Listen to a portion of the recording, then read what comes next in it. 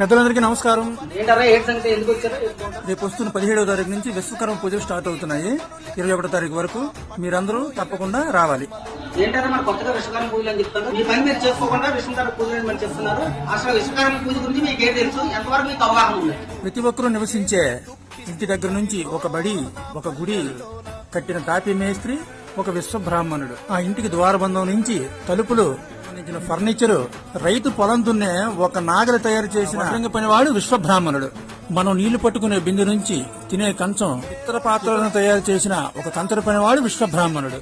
ఒక రైతు పట్టుకునే కొడవల నుంచి గొడ్డలి, కత్తి తయారు చేసిన ఒక కమరి విశ్వబ్రాహ్మణుడు. ఒక పెళ్లికి కావలసిన తాలిబొట్టు, కాళ్లకు మెట్లు, బంగార ఆభరణం తయారు చేసిన స్వర్ణకారుడు ఒక విశ్వబ్రాహ్మణుడు. సృష్టిలో ఉన్న పంచభూతాలతో సమానంగా పంచవృత్తులను నియమించిన సృష్టికర్త విశ్వకర్మ విశ్వబ్రాహ్మణుడు. మీలాంటి పెద్దలకే తెలియకపోతే ఇప్పుడు సమాజంలో ఉన్న వాళ్ళకి ఎలా తెలుస్తుంది?